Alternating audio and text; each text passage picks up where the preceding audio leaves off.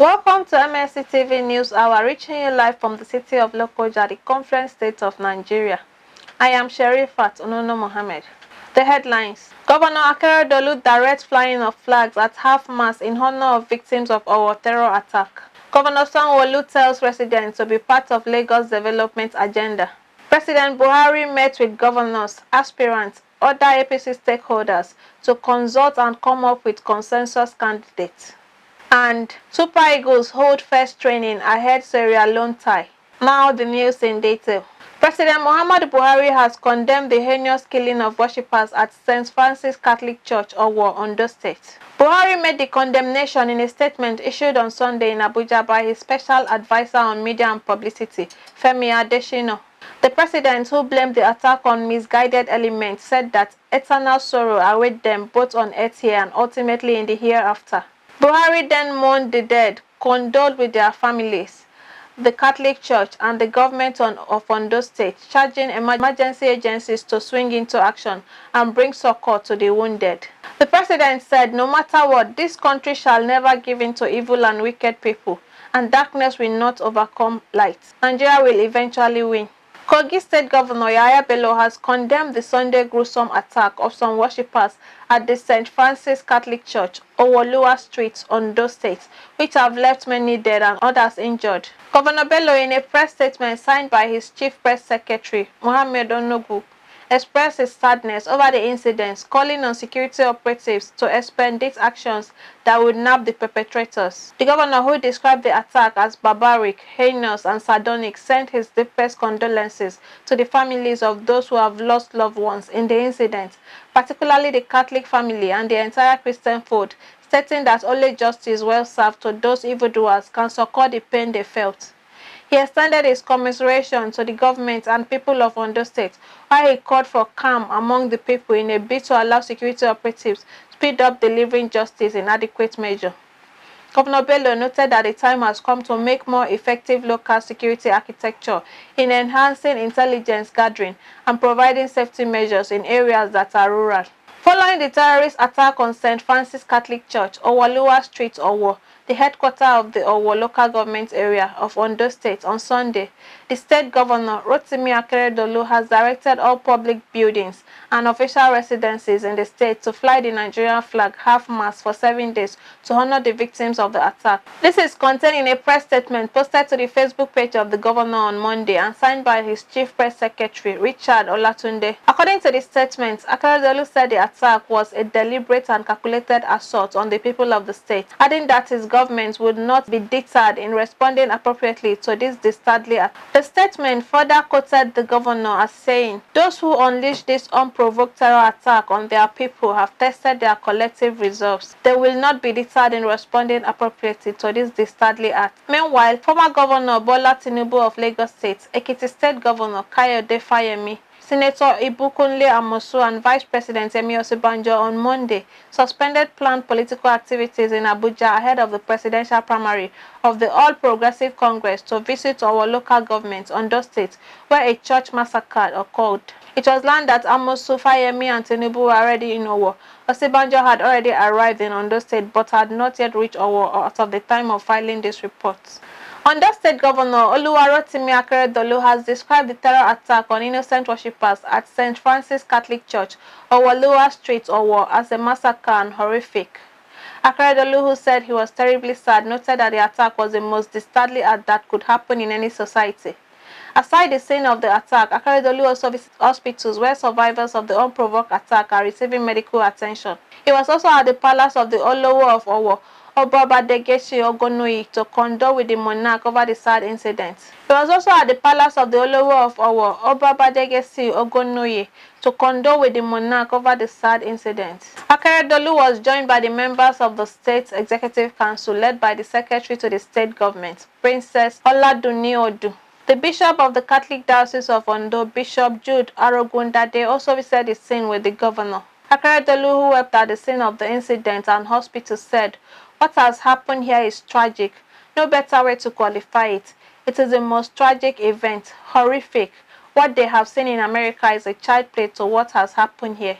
At the palace of Olowo of Owo, Governor AKEREDOLU said the gunmen made a mistake of attacking Owo, vowing that they will not escape justice. The Olowo commended the Governor AKEREDOLU for showing leadership, adding that it takes genuine leadership for the governor to have flown into the state from Abuja barely 3 hours the incident occurred. At the hospital, AKEREDOLU commended the doctors and health workers for the prompt attention given to the survivors of the terror attack. The governor of Lagos State, Babajide SANWO-OLU, has said the sustainability of the environment is among the most pressing issues in the world today. SANWO-OLU, who spoke during the 2022 World Environment Day finale held at the Adeyemi Bero Auditorium, Secretariat, Alausa, Lagos, said the Earth faces triple planetary emergencies, namely climate change, loss of biodiversity, and environmental pollution. Represented by the Permanent Secretary, Office of Environmental Services, Dr. Omolaji Gaji, the governor said the impact of the challenges has negatively made the achievement of sustainable development goals less successful. According to a statement signed by the Director of Public Affairs, Environment and Water Resources, Kunle Adeshino, the governor added that there is an urgent need for everyone to live sustainably with nature for the benefits of mankind. The governor said no matter the economic status, residents must be part of the Lagos State development agenda by getting involved, adding that it is an opportunity given to all to think about nature, which offers supply, shelter, and ecosystem restoration. Workers at the National Assembly, under the auspices of the Parliamentary Staff Association of Nigeria, have commenced an indefinite strike over the non-payment of a backlog of salaries and allowances by the management. PASAN issued a strike notice on Sunday via a statement issued by its Secretary General, Hamid Awobifa. In the statement titled that PASAN declares indefinite strike to demand full implementation of the revised conditions of service 2018, the association that the industrial action was coming after 3 notices to the management, led by the clerk to the National Assembly, Amos Ojo, within 3 weeks. The statement read, "The Parliamentary Staff Association of Nigeria, National Assembly Service Commission, and National Assembly chapters, as the joint Congress meeting of 2nd June 2022, resolved to embark on an indefinite strike over the failure of the National Assembly management to implement the subsisting mode jointly signed by NASC and NAS management and PASAN. The Joint Action Committee of the Senior Staff Association of Nigerian Universities and Non-Academic Staff Union of Educational and Associated Institutions has appealed to the Federal Government Renegotiation Committee to fast-track the renegotiation meeting with the Bridge Committee."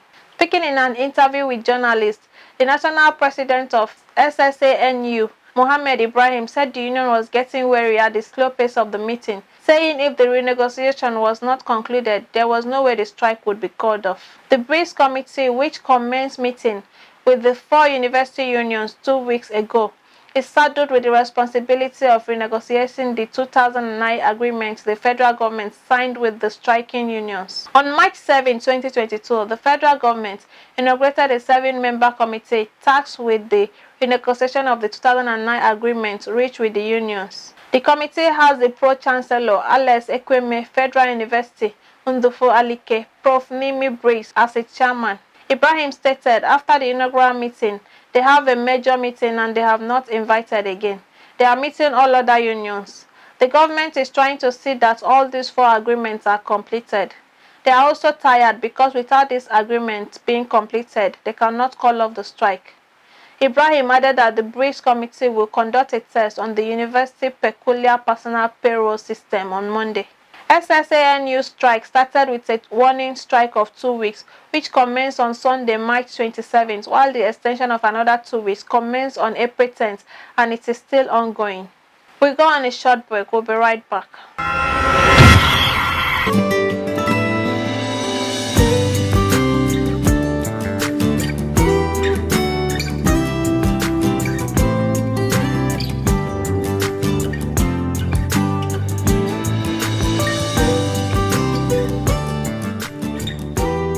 Welcome back. A non-governmental organization, the Center for Children's Health Education, Orientation and Protection, CEE Hope, recently marked the International Menstrual Hygiene Day with a call for government intervention in ending period poverty in Nigeria. At a one-day seminar in Lagos, which attracted several teenage girls from communities across Lagos and Ogun State and featured talks on rape awareness and career choices and others, SANWO-OLU's Executive Director Betty Abba lamented the impact of period poverty on women and girls. Other speakers who spoke at the event, whose theme was Making Menstruation a Normal Fact of Life by 2030, include Anka Amaruwaye, a teacher, entrepreneur and youth coach, Antonia Ajenebo, a gender advocate, and Yinka Kenny, a TV host and a founder of the Yinka Girls Foundation.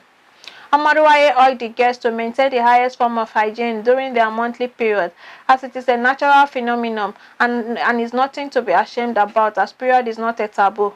Corroborating her, Yinka Kenny, a child's rights advocate who spoke on the myth of menstruation, charged the girls to see menstruation as a norm, because it is natural to women and girls. On her part, Antonia Ojenebo, a child rights advocate, spoke about child sexual abuse, citing her personal experience and how she went through the ordeal but garnered strength to overcome depression and suicidal thoughts, which were aftermath effects. She also encouraged the youngsters to report the slightest hint of abuse, as perpetrators are encouraged to continue in their heinous crime when they are not instantly exposed. Other speakers who addressed the girls virtually via video on period poverty and menstrual hygiene management were Sana Maheja of Girls on a Mission, Australian and Andra Guadalupe Rodriguez of OPC NGO Mexico. The event also witnessed the launch of SANWO-OLU's latest advocacy movie, Live to Live, which focuses on domestic violence. It featured eminent Nollywood actors such as Segun Arinze, Ngozi Nwosu, Papa Ajasko, amongst others. Participants at the event were guests from Makoko, Orioke, Monkey Village, Ifelodu communities in Lagos and Motogwe in Ogun State. It was a reign of encomiums and jubilation as a retired blind school teacher in Osun received a bond certificate of 8.3 million naira. The benefiting retiree, Anio Bijon, described the gesture as the best thing that has ever happened to him, saying Governor Adeboyega Oyetola of the state has rekindled his dash hope. He was among 162 retirees that benefited from the 1.156 billion naira bond certificate presented to a fresh set of pensioners by the state government. The benefiting retirees were primary school teachers, local government staff, and those in the core civil service, parastatals, and state-owned tertiary institutions. Fielding questions from journalists shortly after he received his bond certificate, John described the gesture as a great relief to him and his family in view of what they had passed through since he retired from the active service. The retiree, who retired in the year 2016 after he had served the state meritoriously for 35 years, burst into the tears of joy for being favorably considered by the present administration. He decried the delay in the payment of his pensions, which he said ought to have been paid before the expiration of the previous administration since he retired in 2016. The pensioner, who claimed to have lost his sight 3 years before his retirement, said the payment of his pension and gratuity in full will in no measure go a long way to begin a new life, filled with prosperity and abundance. According to him, Governor Oyetola has made what seems impossible possible, put smile in the faces of his family members and dependents who had hitherto lost hope after waiting for more than 8 years. And on politics,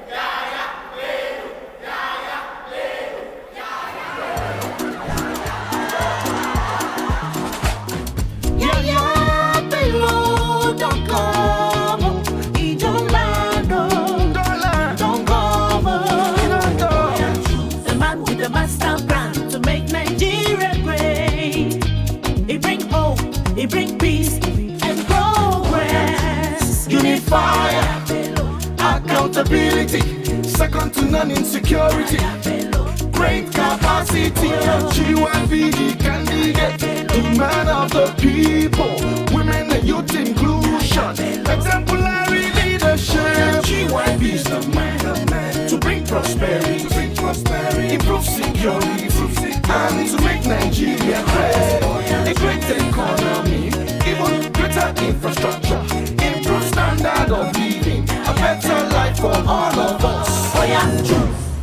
the President Muhammadu Buhari has appraised the series of consultations held so far towards getting a widely acceptable presidential standard-bearer for the ruling All Progressive Congress. He gave the appraisal during a meeting held Sunday night at the State House, Abuja, with members of the National Advisory Council of the All Progressive Congress. He said the series of consultations was to ensure the party was well positioned to win its third straight victory since 2015. According to a statement by his spokesman, Femi Adesina, titled APC set for third straight victory since 2015, saying the meeting was convened to provide leadership and direction during the transition period.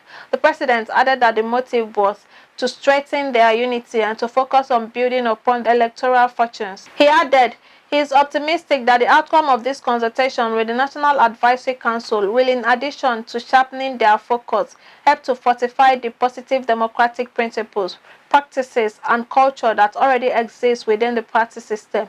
Buhari recalled that at the meeting with the governors and the aspirants, he underscored the important roles consensus building and consultation have played in the survival of successful political parties around the world, adding that their party should not be an exception. He said that in the circumstances, in order to prevent any post-convention acrimonies and also reduce noticeable anxieties among members on the possible outcome of the process, the party leadership has recommended the intensification of consultation and consensus building to reduce the number of aspirants as it approaches the convention, which commences Monday, June 6. The president said in order to further support the efforts of the party, he has admonished the aspirants to consult among themselves and with the party so that the objective of the recommendation by the leadership will be actualized. And as members of the National Advisory Council of the APC, the president said he recognized the fact that they all have diverse interests, spheres of influence and expectation. President Buhari assured, as he did to governors and the aspirants, that in the interest of the nation and the party, he would lead the transition processes and ongoing consultations till they successfully choose their candidate for the 2023 presidential elections and record their third straight victory thereafter by God's grace. Kogi State Governor Yahaya Bello, presidential candidate on the platform of the All Progressive Congress (APC), says it is high time Nigerians they emphasize issue of zoning and focus on elective competent leaders. Bello, who said this during a media appearance on a popular program Sunday Politics in Channels Television in Abuja, advised the LI to lift their knees off the neck of citizens and let Nigerians breathe. According to him, he is in the race to change the narratives of regional politics in Nigeria. The president is always in love with those who carry out their duties diligently, serving the people, and the people are going for. That is number one. Yes, I am close to Mr. President, just like every other Nigerians are close to Mr. President, or every other governor is close to Mr. President. I wouldn't say I am the favored one. But let me quickly make a comment on that aspect of reciprocity by Mr. President. You see, our party is so blessed with men of wisdom. In the person of Mr. President, in our chairman, various other leaders. And when Mr. President said, look, give me a chance to have a voice and give me a chance to have a kind of input into who succeeds me, we governors have been given that opportunity already. And we took it fully. And then, why would we be fighting Mr. President? To having input in who becomes his successor. That is one. Two, this has happened in this country severally before now, especially in the southwestern part of this country, where leaders will anoint candidates. It has happened severally, and it's still happening now. So why is Mr. President, why the hullabaloo about Mr. President seeking and requesting and pleading with governors, with other leaders, that let me have input? He is the one that have eagle eye over each and everyone's performance. He knows exactly what Nigeria is facing today, what he's doing, and what he ought to do, and what he would want to do that he may not be able to achieve in office. And he is looking into the capacities, the competence, and the record of each and every one of us that are aspiring. Let me be able to make an input. Then why all this noise. Responding to the decision of the northern governors to support a southern candidate as presidential flag bearer, Bello noted that not all northern governors were signatory to the documents going around the media. Bello said that such a move would only cause more division in the country among ethno-religious lines. Country today, we are faced with insecurity. What Nigerians want is who will come and secure them. Out of these 26 million Nigerians who wants to support me, who are ready to vote me into office today, and the number is still increasing, it cut across this country. Look at the last rally they held across the country. They know very well that I am a Muslim. They know very well that I am from Kogi State. They know I'm an Ibira man. They know I am from the north. And yet, by my performance, by my competence, by my desire, my innermost quest to serve this country, driving and firing us, they are all out there to support me. They're not talking of zoning. You see people from Akwa Ibom, from Anambra State, from Cross River, from Rivers, from Oyo, from across the country. They didn't ask, where did I come from? So if Nigerian, the younger generation of Nigerians are trying to de-emphasize that dichotomy, and we still have some leaders, I refer to them as regional leaders or zonal leaders, are still emphasizing on this, then Nigerians and the delegates should better shine their eyes. It is high time we move past all of this. For crying out loud, we travel across the globe. If you go to America today, you don't care where Joe Biden come from. If you go to London today, you don't care where the Prime Minister come from. If you go to Dubai today, I don't think everybody even know who is the supreme leader or their leaders there in Dubai and several other countries that we see. So why are we always holding on to this? It is high time our elites lift their knees off the neck of this country and let Nigeria breathe. Right. And I, by the special grace of God, will lift their knees off the neck of Nigerians so that Nigeria can breathe. I am out to win. I am out to fly the flag of APC. I am out to defeat PDP. I am out to be the president and commander-in-chief of the Armed Forces of the Federal Republic of Nigeria and provide leadership, and provide security, and provide unity, and bring progress and prosperity to Nigerians. And that we have achieved, we are achieving in Kogi State. Governor Bello assured security of every citizen in Nigeria if elected as president.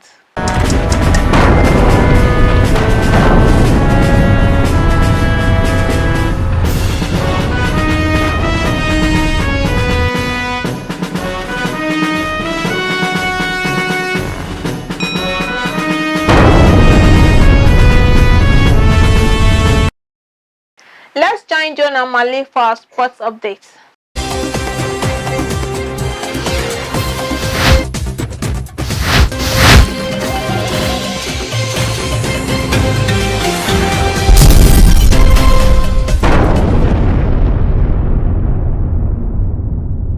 And on Sports Update, the Super Eagles preparation for Thursday's 2023 African Cup of Nations qualifying match against LEONE Stars of Sierra Leone continued on Sunday as 24 of 27 invited players trained in Abuja. Friendly matches against Mexico and against Ecuador in New Jersey, United States of America kickstarted the preparation as the Eagles seek a 20th appearance at the Africa's flagship tournament, scheduled for Ivory Coast in 2023.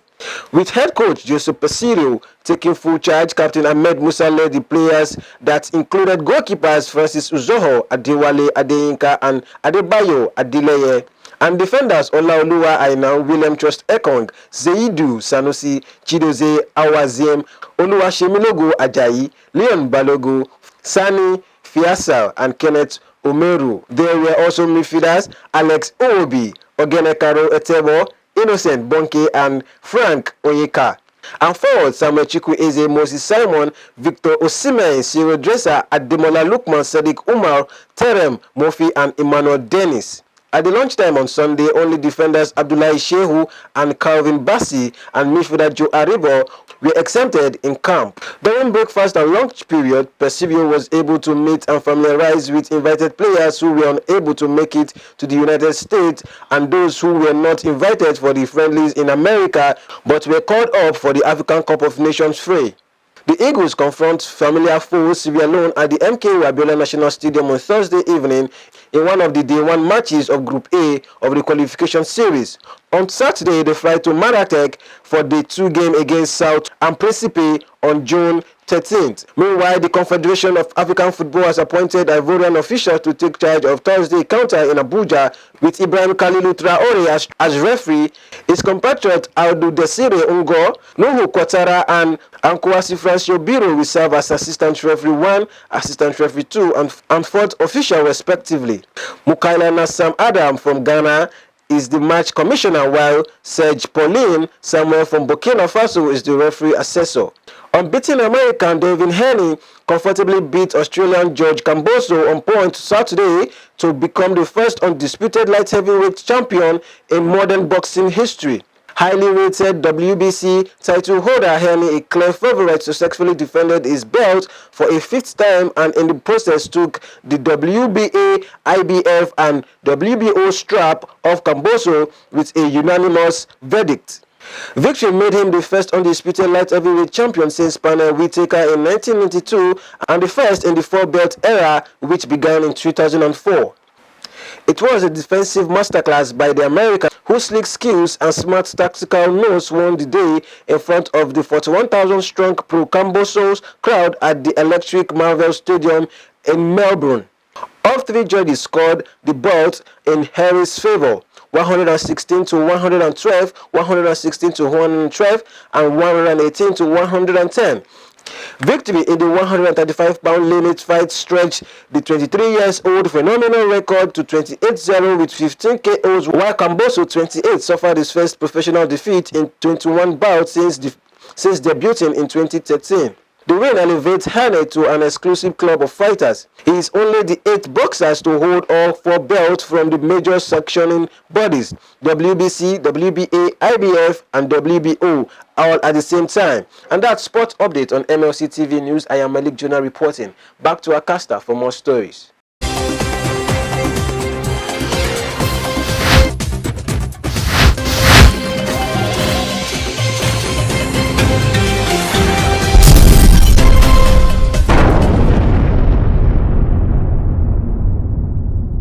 Thanks for the update, Jonah. And on entertainment, Matthias Ayodeji is standing by.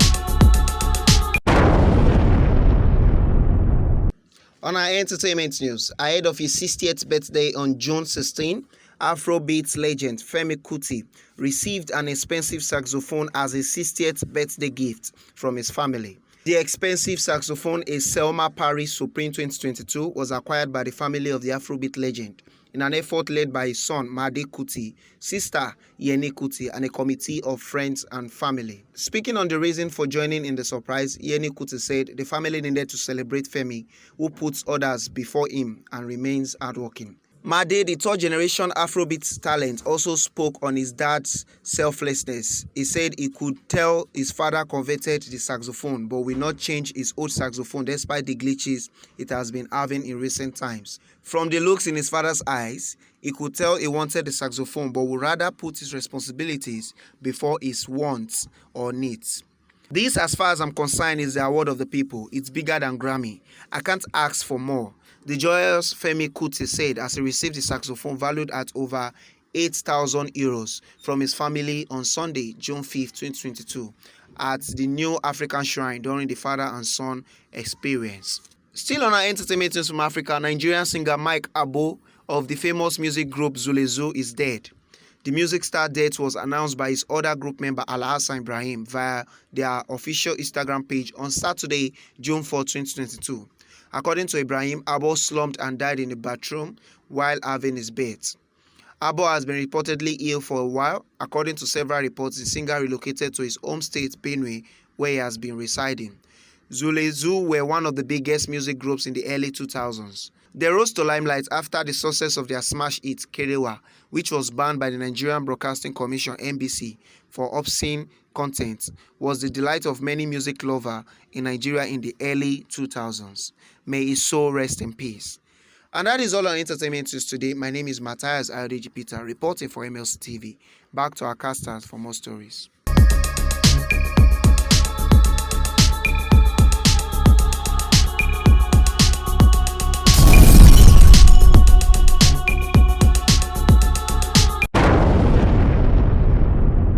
Thank you, Matthias.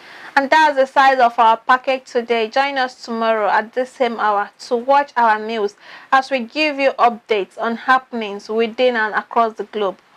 Don't forget to subscribe to our YouTube channel, Malachi TV. Like and follow our Facebook page, MLC TV, Instagram, MLC TV 2021, Twitter at MLC TV1. For your event coverage, information, contribution, adverts, and sponsorship, please call any of our numbers displayed on your screen. Join us Friday and Saturday to watch our special programs. Friday 9 p.m. Local Government and You. Saturday 7 p.m. Family Affairs. 9 p.m. Political Arena and Women's World Sunday by 6 p.m. It's Malachi TV, reaching everywhere, informing everyone. I am Sherifat Onono Mohammed. Please continue to be your brother's keeper to build a united and peaceful society together. Good day and thanks for watching.